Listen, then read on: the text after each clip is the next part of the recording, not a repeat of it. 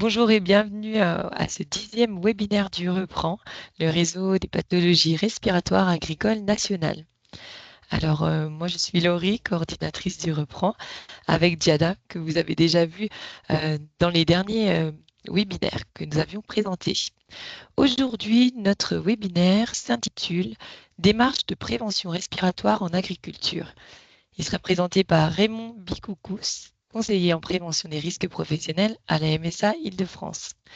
Alors, on va avoir la présentation et ensuite, si vous avez des questions, vous pouvez aller dans les conversations.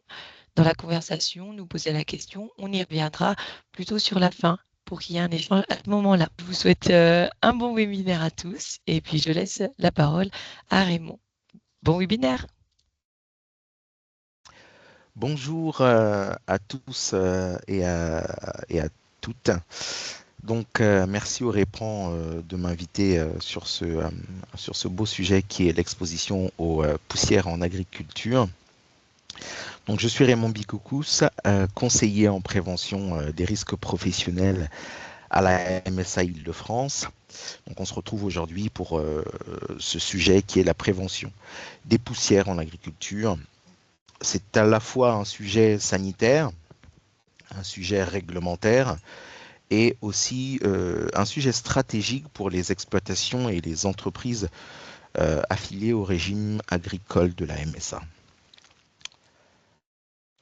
Alors, allons-y sur le cœur du sujet. Alors, les objectifs de ce webinaire, donc c'est bien de comprendre l'enjeu des poussières, de situer les obligations légales auxquelles les entreprises et les exploitations sont soumises, notamment celles des VLEP, illustrées par des cas concrets, notamment la question des cabines, des semences enrobées et la prévention dans certaines organisations et filières professionnelles, que ce soit en scierie, bois, en aviculture ou les exploitations qui utilisent des silos.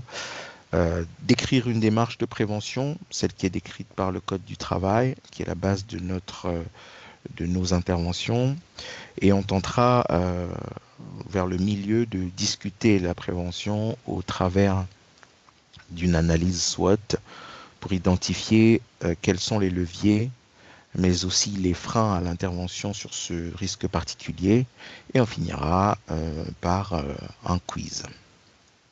Donc, avant de parler de poussière, effectivement, ce risque, le poussière représente donc un risque différé qui est souvent invisible au quotidien pour la majorité des particules et les dangers, les effets pardon, de ce danger peuvent être graves et irréversibles avec des pathologies complexes, asthme, bronchite et puis cancer naso-sinuséen ou pulmonaire selon la nature des poussières. Donc effectivement, elles sont toxiques pour les voies respiratoires car ce sont des substances, des aérosols, des particules qui sont en suspension dans l'air et potentiellement inhalables. Alors, les poussières, on va les distinguer par la fraction de poussière en trois typologies.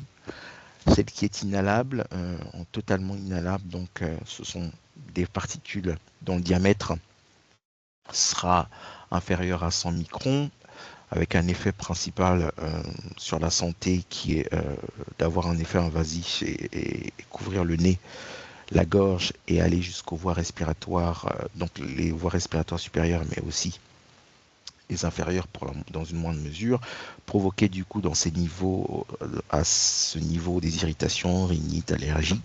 Donc en exemple agricole, on peut retrouver les poussières de foin, la paille, et des poussières grossières qu'on va retrouver notamment dans les stabulations bovines ou en paillage avicole. Dans les environnements, alors on va aussi réfléchir sur le niveau de suspension dans l'air qui sera forcément amoindri si on est sur des niveaux d'hygrométrie qui sont élevés. Ensuite, le deuxième type de fraction, la deuxième type de fraction de poussière sont les poussières dites thoraciques, qui sont inférieures à 10 microns. Elles pénètrent jusqu'aux bronches, avec un risque de bronchite chronique et d'asthme. Et ça, c'est typiquement des poussières qui sont les plus fines, notamment les poussières végétales, et puis les poussières en scierie, donc de bois. Et on distinguera aussi en dernier la fraction de poussière la plus fine, qui est la poussière alvéolaire. Comme son nom l'indique, elle atteint les alvéoles pulmonaires, avec un diamètre qui est inférieur à 4 microns et supérieur à 0,01 micron. Donc un risque de BPCO, de fibrose, cancer professionnel. Donc là, on est sur des substances plutôt minérales de type silice cristalline, issues de roches qui contiennent du quartz, des poussières de lin très fines également, poussières de bois très fines et fibres d'amiante. Alors, les trois peuvent se retrouver dans le même environnement professionnel et cela dépend forcément des processus de travail. Vous retrouvez toute cette la documentation et la description de ces poussières dans la documentation INRS avec le lien que je vous ai fourni sur cette diapositive. Et vous retrouverez toutes les sources de ce qui est cité dans les diapositives. Dans la mesure du possible, je les ai inclus en bas dans les sources. Donc les poussières en agriculture, on en parle aussi parce que c'est un risque invisible et qui reste toxique. C'est, pour le rappeler, la deuxième cause de cancer pulmonaire, de cancer professionnel, pardon, après l'amiante. On a deux types de VLEP, la VLEP bois, qui est autour de 1 mg par mètre cube, défini par le décret, l'article du Code du travail, pardon, en R 4412-149, et la VLEP amiante, qui est autour de 10 fibres litres. Je vous ai mis ici, issu d'une plaquette poussière faite par les collègues de la MSA Rhône. C'est issu d'une étude qui a été réalisée sur 18 séries, dont le but était d'analyser les niveaux d'exposition et notamment au travers d'un dépassement ou pas de la VLEP. Sur cette étude, les collègues ont montré que seuls 25% des exploitations dépassaient 100% de la VLEP. La majorité d'entre elles, donc 48%, étaient entre 10% et 50% de la VLEP. Et le reste, 12% pour prendre la partie mineure, était bien inférieur à 10% de la VLEP. Alors, pourquoi parle-t-on de poussière également? Si on tente de distinguer les différents types, en tout cas sources de poussière, on va distinguer les poussières végétales, donc issues de foin, paille, des céréales ou du lin. On va distinguer également les poussières dites organiques, donc issues d'émanations d'animaux, donc des fientes, mais également les phanères comme les plumes en aviculture. Les poussières minérales dont je viens de parler, la silice cristalline issue de roches contenant du quartz. Et enfin, les poussières chimiques, les semences enrobées notamment contenant des produits phytosanitaires. Une attention particulière sur les autres aérosols qui ne sont pas à proprement parler des poussières, donc les autres catégories d'aérosols qu'on retrouve dans les environnements de travail, que sont les fumées, donc notamment celles qui sont émises par des machines diesel, les brouillards pulvérisés lorsqu'on a des aérosols pulvérisés, les autres bioaérosols qui sont les bactéries, moisissures, virus et décomposés ou des fragments microbiens, ou de parasites qu'on va retrouver également au niveau des fanères des animaux. Les principes de prévention sur ce risque sont celles qui sont dictées par le Code du travail, donc les 9 principes généraux: éviter le risque dans la mesure du possible, l'évaluer pour le quantifier le plus finement possible, combattre le risque à la source, et ce troisième principe de précaution est celui qui portera notre attention particulière sur ce sujet, et adapter le travail à l'homme, tenir compte de la réglementation et de l'évolution technique, notamment sur nos machines et outils, remplacer bien entendu les process et les processus qui sont les plus dangereux par ceux qui sont les moins. Ça s'appliquera également au matériel qu'on utilisera, aux matériaux. Planifier la prévention, bien entendu, dans le temps, et puis donner la priorité aux protections collectives plutôt que les protections individuelles que sont masques, lunettes et autres EPI. Et bien entendu, on n'oubliera pas, comme le Code du travail l'indique, de former et informer les travailleurs sur les risques, sur le port de EPI, sur l'entretien des équipements. Donc ces principes doivent être traduits concrètement, et donc du coup, dans un silo ou une installation d'un système de dépoussiérage centralisé, ce sera par exemple une mesure de collectif de prévention qui sera prioritaire. Dans un atelier bois, ce sera par exemple la vérification périodique des systèmes d'aspiration qui sera obligatoire. Autre aspect réglementaire, les valeurs limites d'exposition professionnelle. Donc, le Code du travail, notamment l'article que j'ai cité, le 4412-149 et suivant, dispose que l'exposition aux poussières doit être inférieure à la VLEP qui est applicable. Et si on n'a pas de VLEP spécifique, on va appliquer une VLEP générique selon la typologie de poussière. Sur les poussières inhalables totales, on sera autour de 4 mg par mètre cube sur une durée de 8 heures. Et les poussières alvéolaires les plus fines, donc on abaissera à 0,9 mg mètre cube. Donc ces VLEP sont applicables dans tous les locaux à pollution spécifique, que sont les bâtiments d'élevage, les silos, les ateliers bois, etc. On n'oubliera pas, bien entendu, les activités qui ne sont pas pérennes, qui ne génèrent pas de manière pérenne les poussières et qui sont, disons, transitoires. Toutes les opérations de nettoyage, d'entretien dans l'année des équipements ou matériels, notamment, ou alors des activités en élevage, en polyculture, par exemple tout ce qui est paillage et nettoyage des stabulations.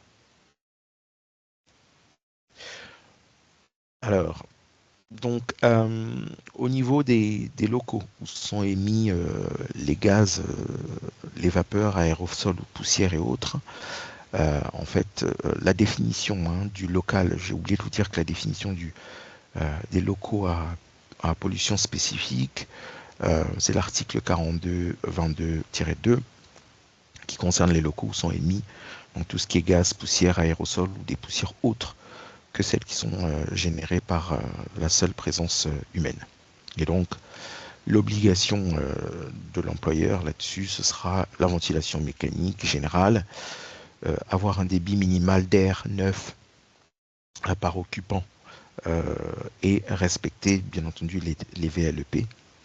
Donc tout ceci fait partie intégrante de l'évaluation du risque et doit être intégré dans le DURP. Donc l'installation de ventilation, l'extraction sera obligatoire et pour ce faire, il faudra dimensionner euh, cette installation en fonction des activités qui sont prévues. Rappel des différences de poussières inhalables et poussières totales et alvéolaires. Les poussières alvéolaires, donc totales, elles sont assez grosses et donc retenues majoritairement par le nez, la bouche et les voies supérieures. Et les poussières alvéolaires sont-elles plus fines et donc pénètrent profondément donc jusqu'aux alvéoles pulmonaires. Donc il y a toujours une part de poussière alvéolaire qui est invisible à l'œil nu et elle constitue la part la plus dangereuse. D'où l'intérêt de faire un mesurage le plus en amont possible de l'activité. C'est pas un mesurage qu'on va faire tous les ans, mais on va le faire une fois que l'activité professionnelle et l'exposition est stabilisée. Et bien entendu, si on modifie le process de travail, il conviendrait de réévaluer les risques liés à l'émission des poussières. Donc, je vous ai rappelé les locaux à pollution spécifique, la définition et les obligations. Première des situations professionnelles, on va passer donc du coup à quelques situations qui sont rapportées par les préventeurs de la MSA sur le territoire national. La cabine de tracteur qui est donc pas à proprement parler d'un local de travail, mais c'est plutôt un local de travail hors les murs et qui constitue une part essentielle et journalière de l'activité. Donc là le but est bien de limiter l'introduction de tout type de polluants dans cet espace qu'on peut qualifier de confiné pour éviter un risque d'inhalation à la fois de phytosanitaires lorsqu'il s'agit d'une phase donc d'épandage de phytosanitaires et les poussières environnantes. Les mesures de prévention à mettre en place sont celles de disposer d'une cabine pressurisée avec bien entendu des filtres à changer régulièrement, l'interdiction de stocker, même si cela peut être pratique pour les utilisateurs, interdiction de stocker leurs EPI souillés directement dans la cabine, la vérification des joints, de la climatisation et de la pressurisation de manière périodique, notamment avec des systèmes automatiques qui permettent quand même de contrôler les niveaux de pression et de pressurisation en temps réel dans ces cabines. C'est le dispositif Clean avec ma cabine. Et donc le filtre notamment, puisqu'il s'agit du dispositif collectif utilisé, il doit contenir un pré-filtre qui est généralement constitué d'une toile mécanique avec un feutre et qui permet d'arrêter les plus grosses particules. Ensuite, les plus fines seront filtrées par une seconde couche contre les aérosols et les poussières. Ce sera une microfibre ou une mousse. Et en dernier, on trouvera une couche de charbon actif qui, elle, bloquera les gaz et les vapeurs toxiques.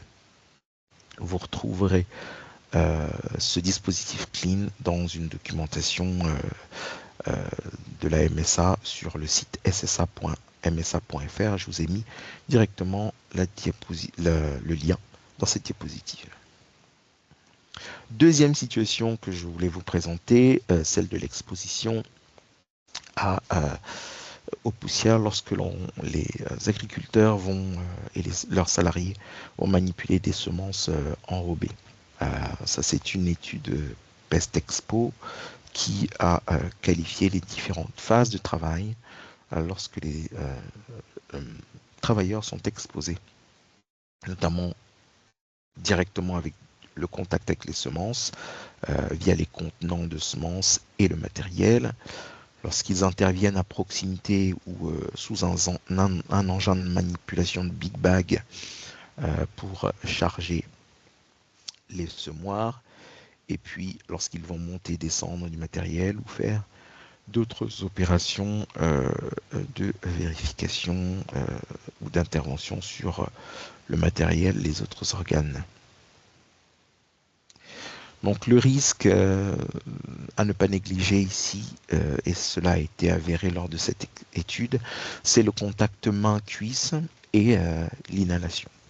Donc les mesures de prévention préconisées sont le port de gants en nitrile, assez simples d'utilisation et qui permettent une bonne préhension, l'organisation du chantier avec une trémie intermédiaire à disposer, limiter le type de réglage et de vidange, et puis pour les opérations de nettoyage, pas d'utilisation de soufflette, mais plutôt un nettoyage par aspiration.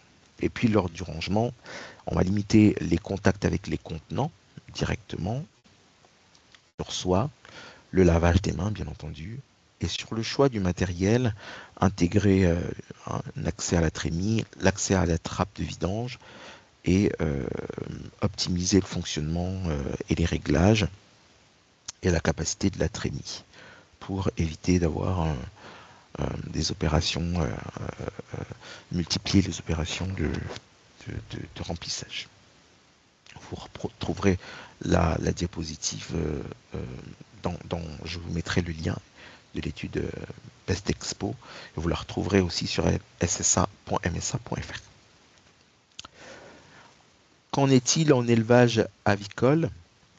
Alors les activités dans les bâtiments d'élevage sont susceptibles également de mettre en suspension les poussières puisque les animaux sont vivants et forcément sont installés sur des litières qui nécessitent du paillage et la manipulation et le soin au volailles, mais également les activités de nettoyage régulier des bâtiments vont exposer et mettre aux poussières et donc mettre ces particules en suspension dans l'air. Donc le travail dans les couvoirs également lors de l'éclosion des animaux expose aussi également à des poussières. En mesure de prévention, ce qui est prévu, c'est la sensibilisation aux masques de type P2 qui doivent être changés s'il est colmaté, le nettoyage des zones d'émission par aspiration et on n'oubliera pas également la formation au port et aux ajustements des masques, si possible avec des tests avant achat sur la typologie de masque qui permet à la fois la protection de l'opérateur, mais un confort tout en gardant un confort respiratoire. On testera l'étanchéité du matériel, notamment au niveau des lorsqu'il est mis en place, le confort pendant le travail également, comme je l'ai dit. Donc, on respectera également la manière de mettre le masque, manière d'utiliser et de positionner les élastiques, la barrette au niveau du nez. Et pour les hommes, s'il y a de la barbe, bien tester le port des masques au niveau de la bouche et du nez. En atelier bois, donc je vous ai exposé tout à l'heure les niveaux d'exposition au niveau des VLEP sur l'étude proposée par la MSA 1 Rhône en 2013 auprès des 18 scieries. Donc dans un but non réglementaire, mais l'idée c'était d'évaluer les valeurs limites d'exposition professionnelle. Le risque là, risque majeur, on est sur des cancers naso-sinuséens, donc avec la VLEP de référence de 1 mg par mètre cube. On privilégiera en mesure de protection le captage à la source, la vérification des systèmes d'aspiration mis en place, le nettoyage par aspiration, l'entretien des machines et l'organisation du travail avec un zonage particulier, déterminer les zones à forte émission de poussière, des zones de stockage passif de stockage ou un stockage intermédiaire, bois ou stockage de sciure.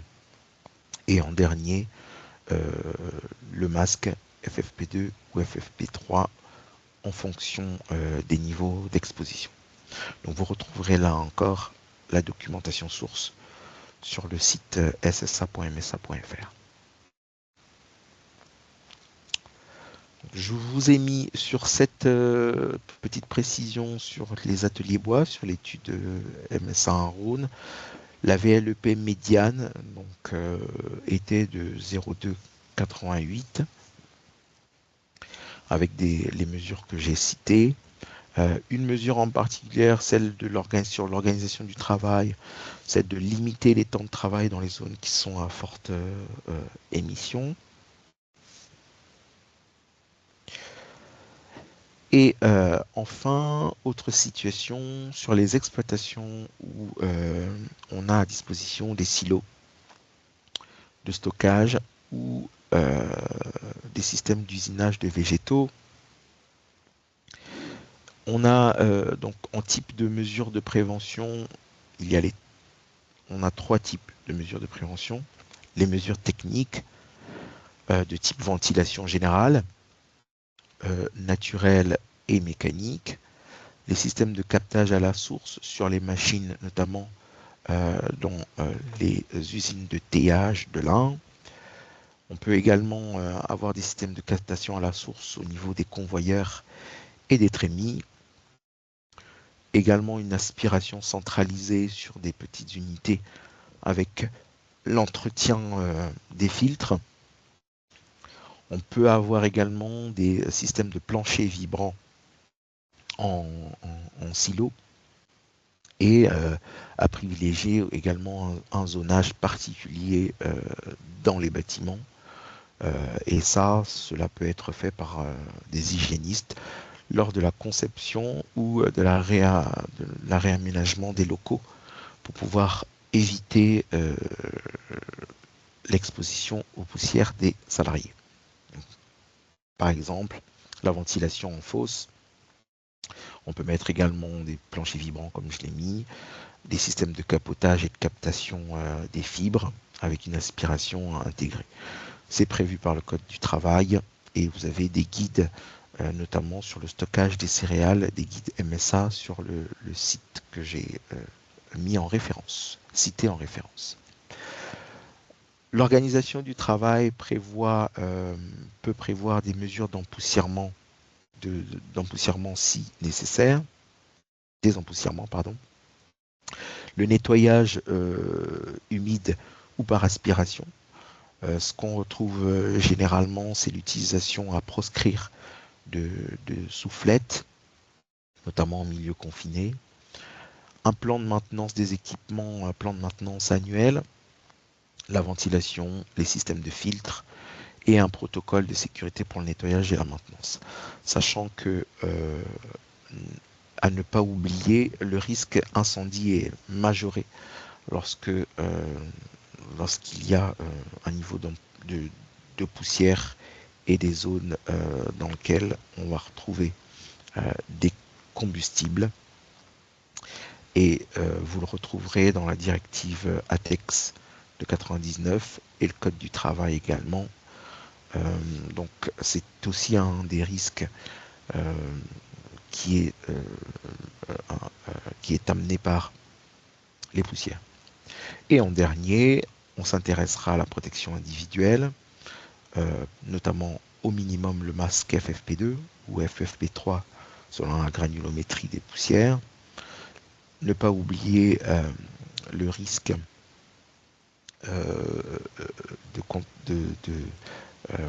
d'exposition aux poussières et également un risque pour les yeux. Donc équiper les salariés de lunettes ou de visières selon les niveaux de projection. Les vêtements de travail également doivent être adaptés et nettoyés régulièrement parce qu'ils sont peuvent également contenir des dépôts et la formation risque poussière et ATEX à fournir aux salariés. Donc en teillage, on aura du FFP2 lors notamment du broyage. Sur les silos, ce qui est utilisé fréquemment, c'est masques, lunettes de nettoyage. Vous trouverez également à disposition la documentation INRS appropriée. Un petit rappel sur les types de masques. La capacité, donc je vous ai mis sur cette diapositive les types de masques en fonction de leur capacité de filtration selon la norme EN 149. Donc on rappelle ici que les FFP1 vont filtrer 80% des particules des aérosols qui ont un diamètre de 0,6 microns. Les FFP2 vont aller jusqu'à 94% et en FFP3 jusqu'à 99% des particules. Chacun ayant un niveau maximal de fuite à l'intérieur, donc au niveau respiratoire différent, allant de 22% pour les FFP1 à moins de 2% de passage à l'intérieur pour les FFP3. Et vous voyez dans la figure 6 en bas que les types de masques à privilégier sont ceux qui apportent un confort respiratoire parce qu'ils disposent de soupapes. On les retrouve à la fois sur les FFP1, sur les FFP2 et les FFP3.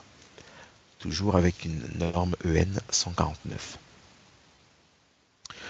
Une documentation précise, là encore une fois, est mise en source. Alors, la prévention des risques, la prévention du risque d'exposition aux poussières est assez complexe, mine de rien. Et j'ai tenté là de vous mettre une analyse SWOT. Et effectivement, nous avons à notre appui des outils proposés par les différentes MSA sur les différentes filières dans lesquelles on va retrouver une forte exposition aux poussières, des études de terrain telles que Pest Expo, mais également nous avons la possibilité d'établir des partenariats avec le réseau des CRAM, mais également des labos de recherche et d'analyse pour les mesures d'empoussièrement, pour déterminer les VLEP et émettre des préconisations. À disposition des entreprises, il y a également des aides qui peuvent être cofinancées par la MSA, notamment lorsque les entreprises vont concevoir les locaux de travail, les aménager et installer des équipements de production.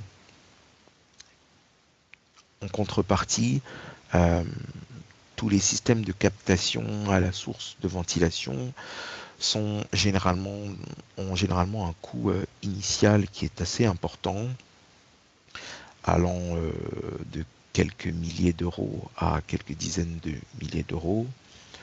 Et il s'avère également que les entreprises ont généralement tendance à banaliser ce risque. Certes, certains salariés peuvent développer des allergies, donc un risque à court terme important, mais transitoire, mais pour autant, il s'agit majoritairement d'un risque retardé, puisque les cancers professionnels, donc le risque le plus grave, vont arriver après quelques années d'exposition. Contrairement aux scieries qui sont notamment celles qui sont classées ICPE, on a peu de bâtiments agricoles qui sont soumis à des contrôles stricts de ventilation. La plupart ne le sont pas. Pour autant, il s'avère qu'il y a quand même le risque poussière, c'est quand même présente quand même quelques opportunités, celle de pouvoir moderniser les installations, renforcer les aspects réglementaires de la prévention et prendre en compte les considérations sociétales, notamment la pollution atmosphérique. On sait que sur les phytosanitaires, ces considérations sociétales amènent les agriculteurs à changer aussi leurs pratiques. Et en dernier, on menace, en lien avec la banalisation du risque, les habitudes de travail, les habitudes de travail agricole font, et la baisse de la culture de la prévention, la faible culture de prévention dans les exploitations de certaines filières et les situations d'isolement telles que les exploitants le connaissent, mais également leurs salariés. Quand je vous ai exposé par exemple la problématique des cabines, il est vrai que étant un local de travail hors les murs, il est difficile de pouvoir contrôler, voir comment sont exposés les travailleurs. Si l'on veut réussir la prévention de l'exposition aux poussières, la première chose est bien entendu l'évaluation du risque. Donc bien identifier le risque dans le DURP, c'est pour nous un point de départ. Assurer également la surveillance médicale de tous les travailleurs exposés. Effectuer des mesurages, notamment la conformité aux valeurs limites d'exposition professionnelle. Et cela peut être fait en appui avec les hygiénistes du travail.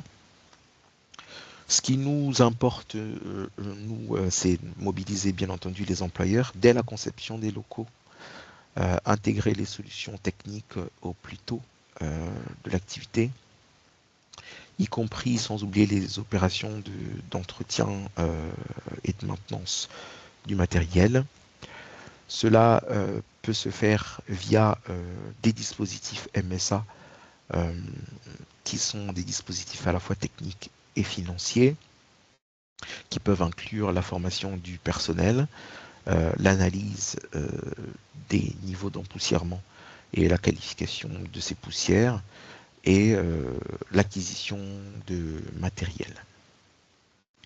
On n'oubliera pas, comme condition de réussite, d'impliquer ceux qui connaissent le mieux le travail, qui sont les salariés, dans le choix des équipements, même pour les masques, y compris pour les masques, et prévoir des temps de travail pour l'entretien du matériel à proprement parler. Cet entretien peut être fait de manière collective en plus ou dédié à un ou deux salariés selon le secteur d'activité dans lequel on se trouve. En termes de ressources, enfin, donc vous retrouvez, je vous l'ai indiqué, les contrats de prévention. Les entreprises peuvent aussi recourir à des visites de prévention, visites de conseil par mes homologues conseillers en prévention des risques professionnels. Il y a quelques guides à votre disposition, que ce soit pour les cabines, mais dans les filières bois, aviculture ou les autres. Quelques études également à disposition, études Agrican pour les risques chimiques, études Pestexpo pour les semences, et vous retrouverez tout simplement toutes ces ressources si vous allez sur le site ssa.msa.fr. Dans le moteur de recherche, vous tapez poussière et vous retrouvez la liste des documents à votre disposition. Donc, en guise de conclusion, ce que l'on peut dire, c'est que plus tôt on agit sur les poussières, plus on va protéger effectivement contre l'exposition à ces particules. Les poussières restent pour en majorité un risque invisible, avec des effets qui sont bien réels. La prévention doit être donc pensée en amont, dès la conception des bâtiments, dès l'achat des machines, avec une organisation à prévoir sur les chantiers. C'est un investissement effectivement qui peut être onéreux, mais qui rapporte en matière de santé, d'employabilité,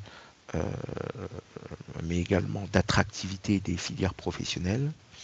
Elle favorise la performance des équipes, notamment sur les petites exploitations où on peut, s'il y a une ou deux personnes qualifiées de surcroît, sur laquelle on a une maladie professionnelle ou des arrêts intempestifs à cause de ces conditions de travail et de l'exposition aux poussières, cela entache bien entendu la viabilité de l'exploitation et son image également.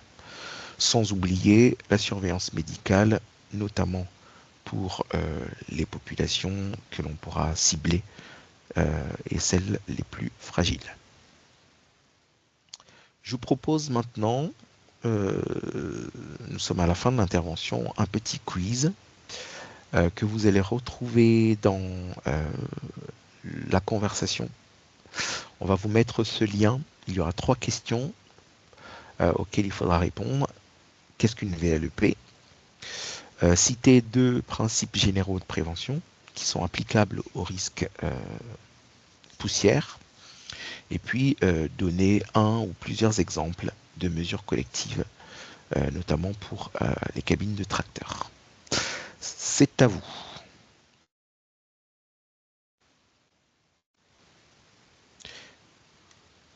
Et à la suite de ça, on passera à vos questions. Et merci beaucoup Raymond pour cette présentation. Je vais avoir 2 remarques qui ont été proposées dans les questions et réponses. On a dans la situation 3 avicole, pour le port du masque, poussière pour les barbus, l'étanchéité est difficile à obtenir. Il faut alors aller vers un masque avec cagoule ventilée avec assistance respiratoire. Voilà, c'était pour une reprécision. C'est Lise Roulet qui nous a édité cette précision. Et on a Solène Lagadec qui dit que pour information, dans le projet Calière piloté par la Chambre d'agriculture de Bretagne, en collaboration avec la Chambre d'agriculture des Pays de la Loire, la MSA et l'IFIP, nous rédigeons un guide qui recense l'ensemble des moyens de prévention des élevages avicoles et porcins. Nous faisons également tester 18 masques, demi-masques jetables, réutilisables et intégraux à un collectif d'éleveurs et salariés. Les résultats seront disponibles en 2026. Pardon. Je reprécise aussi que ce webinaire a été enregistré, donc le replay ainsi que le document, donc les diapositives, la présentation de Monsieur Bikoukous seront disponibles sur notre site internet www.acept.org. Ce sera sur la page d'affichage en actualité. Juste une petite en complément, n'hésitez pas hein, si vous avez des aspects sur lesquels qui n'ont pas été cités ici, sur lesquels vous aimeriez un peu plus de précision ou des aspects qui ont été omis à nous le rappeler. On pourra modifier la présentation en conséquence. Alors moi, par exemple, j'aimerais, s'il vous plaît, poser une petite question. C'est concernant les masques. À partir de quel moment on utilise la protection plutôt FFP2 ou FFP3 notamment? Alors, ça dépend de la... Vous m'entendez? Oui. Alors, ça dépend de l'évaluation du risque. Encore une fois, les mesures de VLEP et les mesures d'exposition aux poussières pourront qualifier le risque. Si on a des poussières majoritairement en suspension qui sont des poussières fines, eh bien on ira sur une protection qui sera la plus totale possible. Ok, très bien, merci. Sachant que on a toujours cette contrainte sur les masques FFP3 et on l'a vu avec le Covid, c'est le confort respiratoire. Donc ça sera toujours une balance bénéfice-risque en prenant en compte à la fois la protection et à la fois le confort respiratoire. Ok. J'ai une nouvelle question. Est-ce que les conseillers MSA se déplacent sur les exploitations pour des audits poussières? Des audits. Donc. Alors, chaque MSA a des dispositifs de prévention. On a des dispositifs nationaux hein, qui sont des modalités d'intervention pour leur déplacement, pour une évaluation des risques qui sont les mêmes.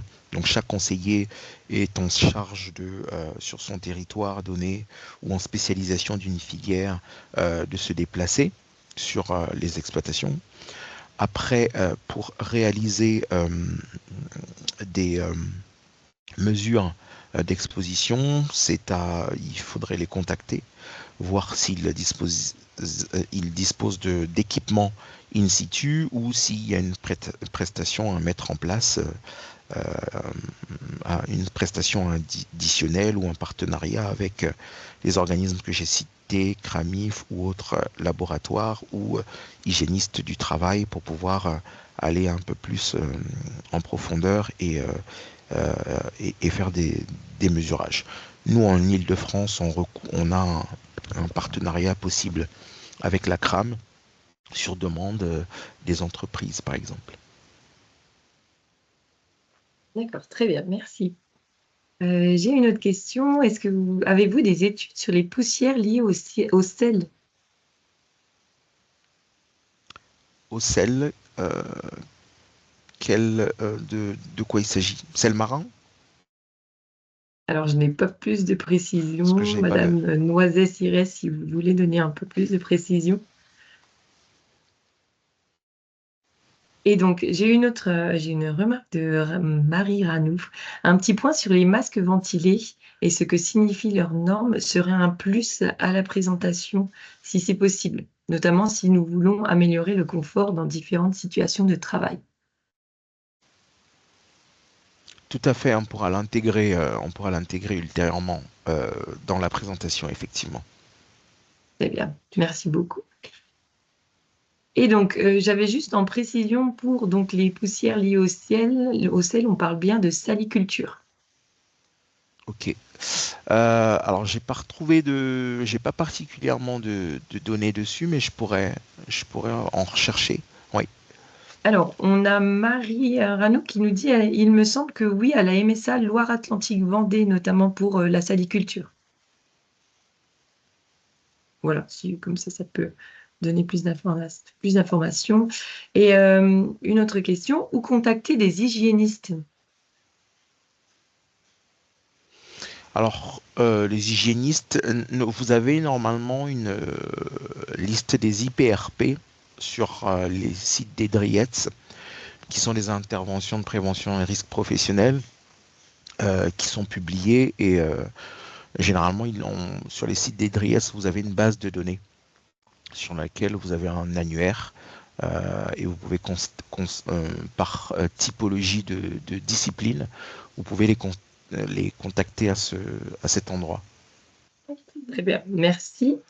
Quelle est selon vous la part d'éleveurs ou de salariés qui portent des masques en élevage? Est-ce que vous avez Alors, une idée? qui portent des masques en élevage de quel La élevage il part s'agit? d'éleveurs ou de salariés qui portent des masques en élevage. Alors, élevage, polyculture, en polyculture et élevage, moi, de ce dont je vois en Île-de-France, alors c'est vrai que on a très peu d'élevage en polyculture et élevage chez nous. C'est pas courant. Euh, Après, je pense qu'en aviculture, c'est beaucoup plus institué. C'est plus dans la culture des établissements. Donc, je dirais que la majorité des salariés en porteraient. C'est une question Merci. difficile parce que c'est une exploitation est forcément différente d'une autre. Et généralement, le constat se fait lorsqu'on se déplace. Et notamment sur des phases de travail où ils doivent emporter. Ah oui, on avait une précision justement que c'était plus pour la question, c'était plus pour en élevage avicole et porcin. Donc, Tout à fait. Alors, c'est vrai qu'en porcin, mais Marie Ranou peut-être pourra abonder un peu plus, puisqu'elle est dans une région à forte exploitation porcine. Il y a, c'est vrai qu'en porcin, vu les niveaux d'hygiène pour ne pas contaminer les animaux, les exigences en la matière, je pense que le port de masque est plus observé. D'ailleurs, Marie nous dit en MSA armorique, pas de sondage, mais port du masque plus répandu en avicole qu'en porcin, de ce qu'elle a pu observer. Donc un port du masque assez rare en porcin. On a Margot Burcle qui dit: Je suis en attente des résultats d'une mesure de VLEP dans une scierie. Si la VLEP est inférieure à 1, quelle est la conduite à tenir? Faudra-t-il dans ce cas conseiller le port des masques FFP2 ou FFP3 aux salariés? Question à la question, qui est-ce qui a réalisé l'étude?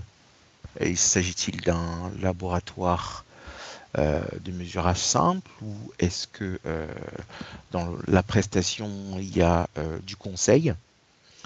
Parce que généralement les mesures viennent avec des préconisations.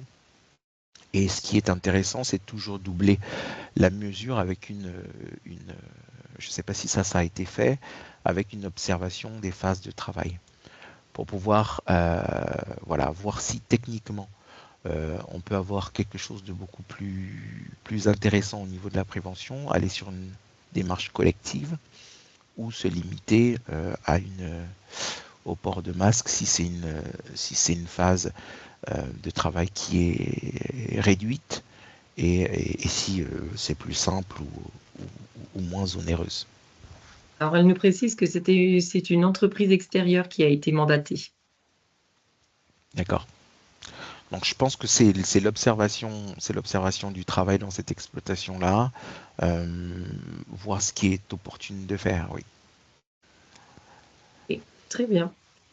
Eh bien, s'il n'y a plus de questions ou de remarques, nous allons pouvoir clôturer.